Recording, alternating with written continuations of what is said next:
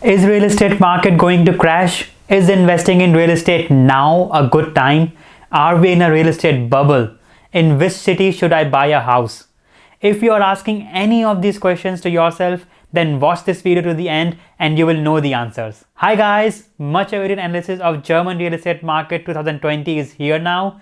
In this video, I will share with you the reports published by Deutsche Bank and PWC on investing in German real estate market and what do I think about the current real estate market situation. I will discuss with you the factors that influence real estate market, how they affect the real estate market, their contribution in the past, and how it may change in future. At the end, I will share with you my opinion on whether one should invest in real estate now or not, and what can we expect in German real estate market once the pandemic is over. So here is the list of factors that we will cover in this video: mortgage interest rate, population growth, new construction, rent, macroprudential measures by the government, work from home, living area, and finally some history lessons. As the video has become quite long, I have divided it into 3 different parts. All 3 parts are independent of each other, so you can watch any of them first. For the sake of simplicity, I marked this video as part 1. In the first part, we will discuss 2 factors that influence real estate market. The first factor that influences real estate market is the mortgage interest rate. It's a common knowledge that low mortgage interest rates makes investing in real estate attractive, and is one of the main factors that contributed in real estate boom in Germany the past decade. So the current mortgage interest rates are historically lowest, but important is to know how it will change in future.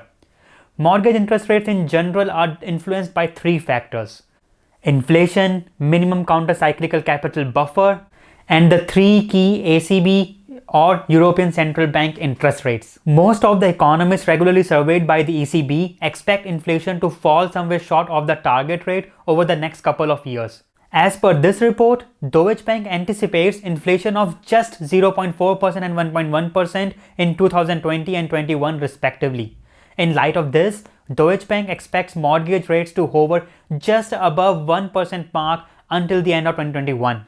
Which actually also makes sense, as little bit inflation is also good for economy, and lower interest rates tend to cause this inflation to increase. So let's understand how it all works. Well, lower interest rates will attract consumers to borrow more, which results in more money with consumers to spend, which at the end causes the economy to grow and inflation to rise. During the current situation, where consumer spending has taken a fall dramatically, such macroeconomical measures are the tools which central bank uses to control inflation. Second factor is minimum counter-cyclical capital buffer. You must be wondering, what is this term? Well, as per the European Systemic Board, the counter-cyclical capital buffer is one of the many macroprudential instruments under which banks accumulate capital when cyclical systemic risk is just to be increasing. And this buffer increase the resilience of the banking sector during periods of stress like current pandemic situation or 2008 real estate market crash. So in simple words, banks save money when economy is doing great so that during bad times it can use it to maintain liquidity and support economy. Primary objective of this counter-cyclical capital buffer is to use this capital to achieve the goal of protecting the banking sector from periods of excess aggregate credit growth, which we have seen in 2008 real estate market crash. This money banks have to hold and they cannot lend it or invest it. So as you can see in the current pandemic situation, German government decided to reduce this capital buffer to 0%. It means banks now have even more money available that they can lend or invest, which will further contribute in lowering the mortgage interest rates and hence supporting the real estate market growth further. So the counter-cyclical buffer is currently 0% till December 2020, but I think it will be extended till December 2021.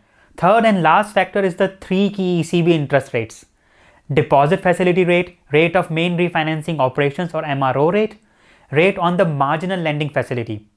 Well, let's understand each of these terms individually and then we will see how they influence the mortgage interest rates. So the first rate is deposit facility rate. It means the interest banks receive for depositing money with central bank overnight.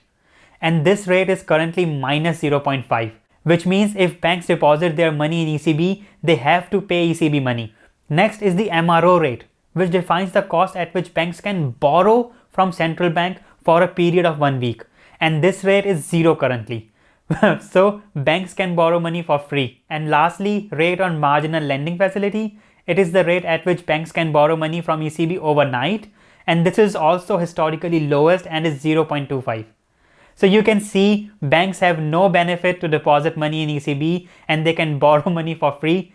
So it is like more beneficial for them to invest or lend this money instead to just keep it with them. So this all in turn reduces the interest rate at which end consumers like us can borrow money and further boost the economy. Well, the three factors we discussed suggest that mortgage interest rates will continue to remain low at least till 2021. So now we know the reasons why the mortgage interest rate will remain low, but let's see what can trigger the increase in mortgage interest rates. Well, once the corona crisis is over, the lowering of the counter-cyclical capital buffer to 0% needs to be reversed gradually. I personally think it will stay so till 2021, but no one can say for sure. So the option to avail mortgage is easier when capital buffer is 0%, as more cash is available to banks to lend.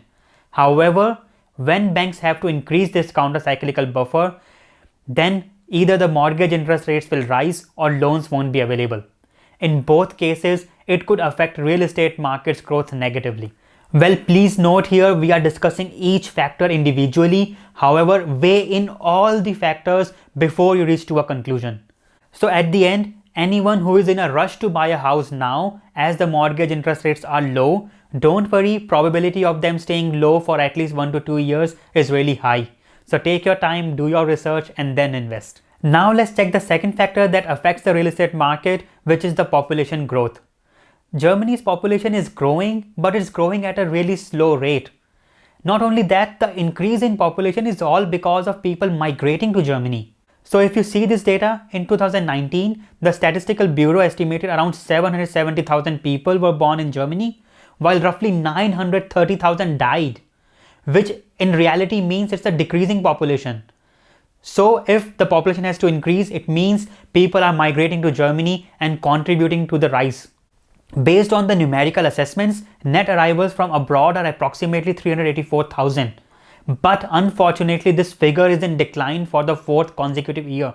And if this continues, then the population between the age group of 25 and 54 will decrease by approximately 1.5 million every decade.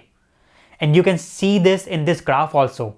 In 2020, 32.5 million people were in this age group, and it reduced by 1.6 million to 30.9 by 2030. And it will continue to reduce to 29.4 by 2040 and will finally end up 28 million by 2050. Decreasing young population is never good for a country, and it's definitely not good for real estate. But the good news is that this number alone does not mean anything. Yes, overall population of Germany is decreasing, but what if the population of 7 major cities is still increasing? Then decrease in overall population won't have a big impact on real estate in these major cities. And in reality, this is also the case. Not only this, Germany is not a homeowner market from international point of view. Germany occupies the second to last place with a home ownership ratio of about 51%, which is well below the EU average of 69%. So as we have seen, the increase in population is contributed by the increase in immigration. Thus, the probability that migrants who are coming to Germany would like to own a house is higher than a German, which means further increase in real estate demand. People are not only migrating to Germany, most of them are migrating to the major metropolitans, and people within Germany are also moving to these cities for better job opportunities. Around 270,000 jobs were created nationwide in 2019, taking the total number of employed persons in Germany to 45.4 million. Well, most of them were office jobs, and 1/3 are contributed by these 7 major cities. So as the number of jobs are created, companies will look for people to fill those jobs. Hence, more people will move to these major cities, which at the end will increase the pressure on residential real estate. Another interesting thing to note here is, if 270,000 jobs are created, it does not mean that only 270,000 people will move to Germany. It means 270,000 families will move or relocate to that place sooner or later. So to conclude, I would say if German industry keeps innovating and creating jobs, which they are doing right now, then the decrease in overall population at least won't impact the real estate market in major A cities of Germany. However, it might have a negative effect on the real estate market of smaller cities. As smaller cities have low paying to no jobs and their population is decreasing, it's a really bad sign for anyone who is thinking to invest in rural areas of Germany. Well, chances of real estate market growth rate going negative in Germany are really low. However, I think it will definitely reduce from its 5% average of last decade in short term. Also, one cannot say how the number of foreigners migrating to Germany will change in future. Again, depends on job opportunities and foreign policies. But if this number increases, it's a good news for all the real estate investors. However, if this number decreases, then it's a major concern. At the end, invest in or around big metropolitans and avoid investing in rural areas of Germany. Well, this ends our part 1 of real estate market analysis. Do not forget to watch part 2 and 3 to understand other factors and to know whether investing in real estate now is a good idea or not. If you found this video helpful, please let me know in the comments or by liking this video. I would also appreciate a small feedback on what you liked in this video and what things could have been better.